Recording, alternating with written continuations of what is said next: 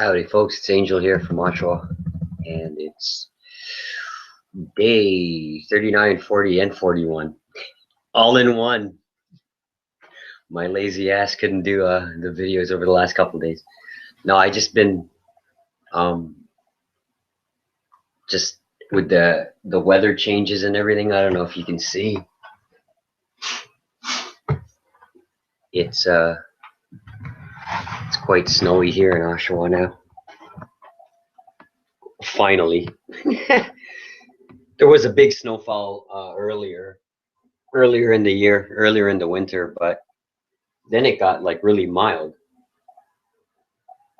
Then the other day it got really snowy, and I like taking my long walks and everything. So I think the change in temperatures kind of messed up my equilibrium. You know what? I haven't played this thing in a long time. Let's start mass with a little bit of something.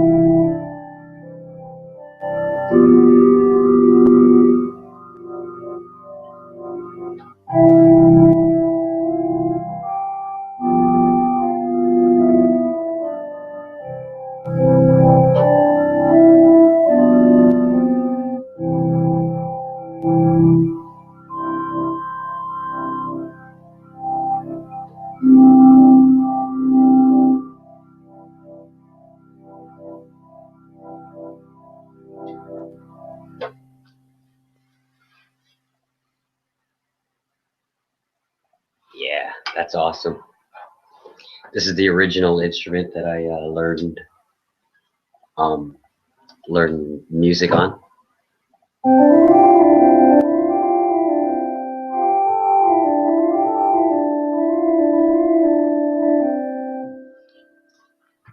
Coming from a Filipino family, we have to play the organ,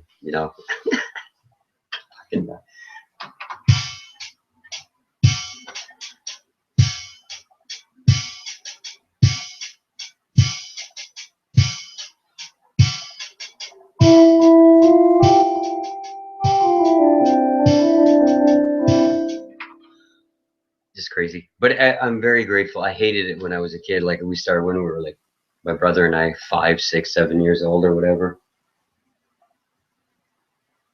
And I hated it. I couldn't even reach the floor pedals, like the bass pedals down there.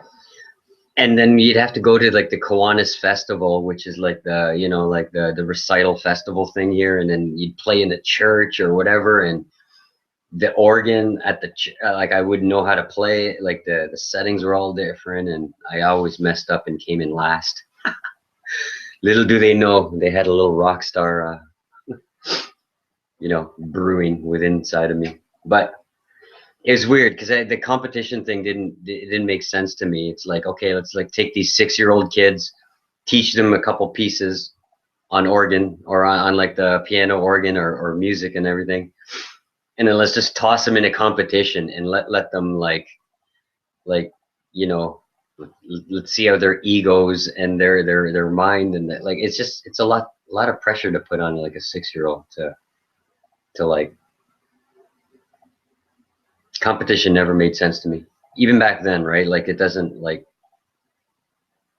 I guess but I'm grateful for it because it's like, okay, I came in last, whoopty shit, like whatever, I can play some music here and that person played better than me. It was all about technicality and stuff too. It's like music isn't, it's technical, but the art of it is to have a technical aspect of it. But then it's like on all arts or on all crafts. Once you learn the technicalities of everything, you should just kind of let them go, and then let your intuition and your creativity shine through and play music. It's called playing music for a reason, because it's like you're in a sandbox and you're just playing with sounds and tones. I had another thing that came to mind. Oh, whatever. If it comes to mind, I'll let you guys know. Heck, look at that one. That's pretty cool. But right now, I'll just do a Dakini Oracle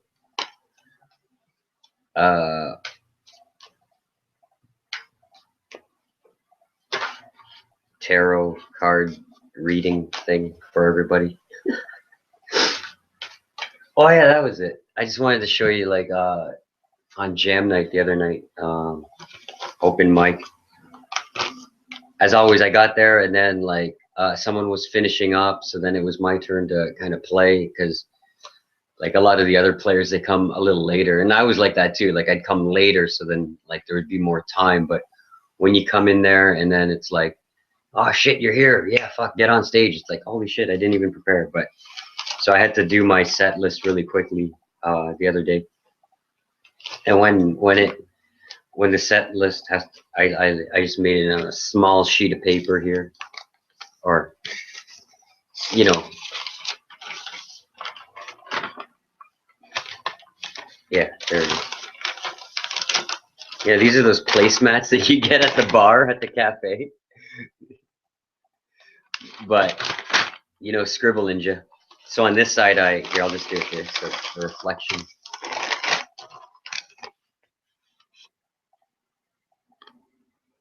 So I did a little bit of that. Hair of the Dog. I Want to Be Your Dog. That was a good jam. Song of the Songs went all right. Pale Blue. Oh, I didn't even do Pale Blue Eyes. Didn't do 3 as magic number. But I did Aom. I did Alleluia. Summon a Guns. I did Alleluia. 60 song Boy at the Bus Stop at 4 a.m. And then I don't know, these came to mind. So it originated like this, and then like later on as the night went, I just did that. So that's that. Again, these are channeled drawings and everything, and it was a good night. It felt good. It felt like a good night. Here, put that up. We'll put you there. Yeah, that's good. Okay, Dakini, rock and roll. So tap into the cosmos, everybody.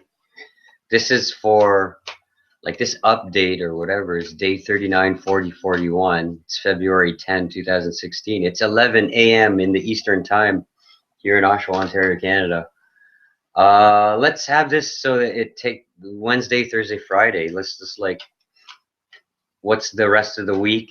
Not the weekend, but just like the rest of the quote unquote work week. Like to me, work is play and play is work. So it's all together. But for the regular 9 to 5 folks out there, I guess this is kind of like all right, it's for everybody. What does it feel like? Let's do it like that. Let's do one super shuffle. A super shuffle for everybody.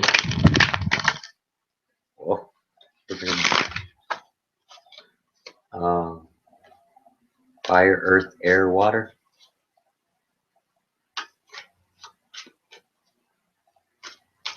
So what can we work on? What can we plan on, and what does the just the last bit of this week feel like, from middle to the end of the week here. Air, water, look at that.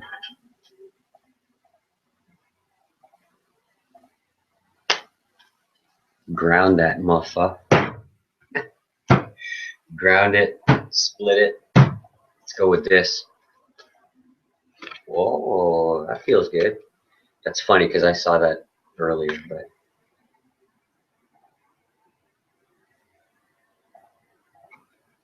42, wave of bliss. No shit. Wave of bliss, everybody. Look at that. There's even a little boat in there. Wave of bliss. Good God, tap into that energy. Kind of feels like it a little bit, don't you think? What did we say? 42? Yeah. Filipinos love coffee. They love playing organ, and they love coffee. Ooh, beautiful, fresh. Wave of bliss, harmony as an attribute of wisdom. Let's even read that right away. Again, harmony as an attribute of wisdom, resolution, consummation, the path of ecstasy, rebirth of the psyche, dissolution of dualities. Fucking right, man. Water, tarot relationship, water. As if you couldn't guess that. 42. I don't know if I pulled this a few times, but I like that breaking duality. Wave of bliss bears number 42, signifying harmony as an attribute of wisdom. 42, 4, 6. Okay.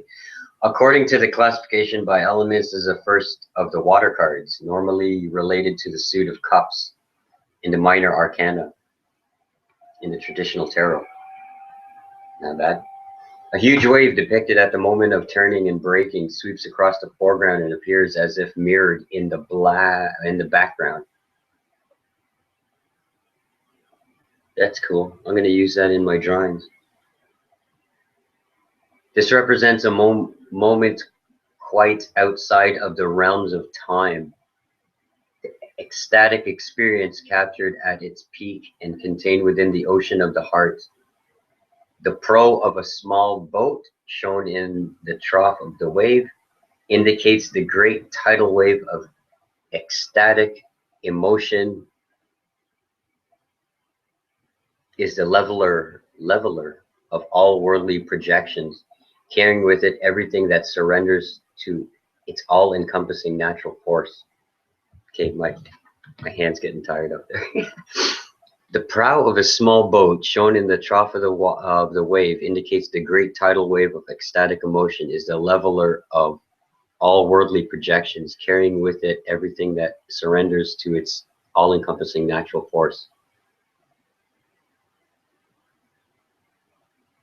That's cool. Yeah, it feels like that. See my power ring? I always have that. There's these are my two.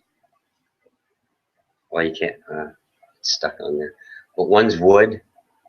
The top one's wood and the bottom one's water. Because I'm a fire sign, so I got to put the earth and the water on here. Balance my ass out. Okay, this card represents the dissolution of all dualities, reuniting all the parts of the psyche in the complete moment of cosmic orgasm. Friggin' right. Big, big wave. Guys, that's what I always say, just like breathe like the ocean. That's my meditation. I have two meditations. One is be a mountain, visualizations, I guess. Be a mountain and let the clouds just lazily float by. So you're the mountain, the clouds are the thoughts. Just let them dissipate.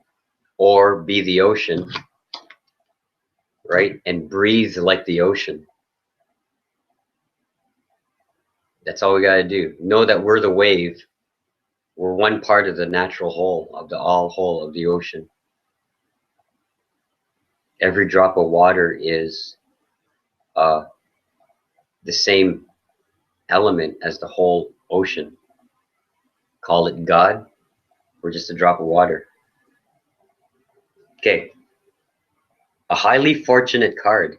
Yay! Indicating the resolution of a problem and the washing away of any remaining attachment to personal limitations. Pulled a good one, folks. This is a wave for the rest of the week, just like, this is awesome, okay?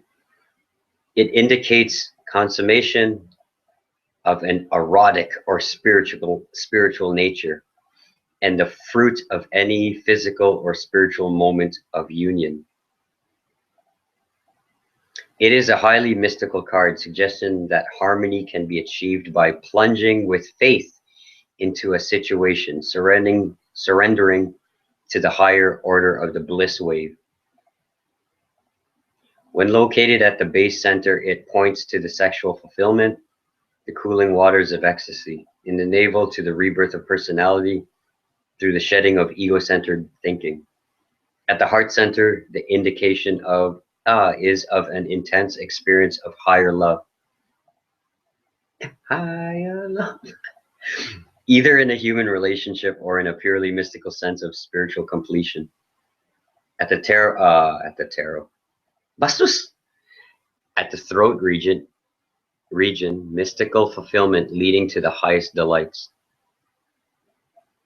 This card evokes the ecstatic potential inherent within.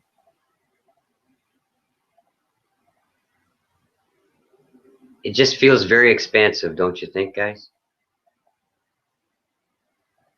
Ride the wave. It's back to this faith. That's the thing that popped out in my brain again. I don't know if it's my own tendencies or what is it or what have you, but like I said in the other reading, I think, or the other video, doubt and fear, or doubt and faith, sorry. They're like polar opposites. They're polarities. So if you have doubt, it's just saying shit's not going to work out. If you have faith, it's just putting, it's exactly what it is. Unwavering faith, folks. Blissful waves and unwavering faith. What am I doing? I'm just putting that over there. That's the feeling I get out of that. I like this. Bliss wave. Wave of bliss, 42. So look up 42 also in numerology. 42, 4. It's like 6, which is magical. 369, right? I think that's about it. I'm hungry. So just I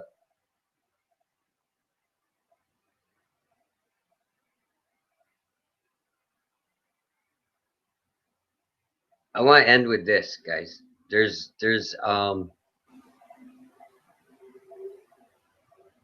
along with the wave of bliss for the rest of the week, make an honest attempt to get in touch with your feelings and practice your intuition. It's going to be very important in the breaking of the spring, in the new season, and this year especially. Feelings are the key. You know, although it's nice to be grounded, do a lot of the technical things and a lot of the, you know, the quote unquote mundane things of daily life. You know, the day in, the day out, the stuff you got to do, but tap into feelings. The feelings will lead the way. Feelings and intuition. It's going to be very, very important. We're breaking old paradigms, guys. Things don't need to be as technical, so chronologically. The old paradigm of this and then this and then this and then you do this, like step by step by step by. It's not. Well, say it's still helpful, puts you on the path. When you use your intuition and feeling, the universe will open up a plethora of ideas and solutions for you. Feeling, intuition, open up those, and then start viewing your life or the world or problems or the way that things are in this world as more than just this three-dimensional world. There's other dimensions that are helping you. Fourth and fifth and sixth and seven. Call them whatever you want, spirit guides, this, that, the other thing. All I know, and this is from experience of the last month, shall I say, especially the last couple weeks, is that there's more dimensions. There's more dimensions in this reality. Okay, things are not so step by step anymore, folks. Use the step by step plans to get you on the path, but feeling and intuition is going to be the most important. It's going to be the most important keys to get us into the next world. All right, we'll leave it at that. Peace, namaste. I love y'all. Take care of one another always. Hit it.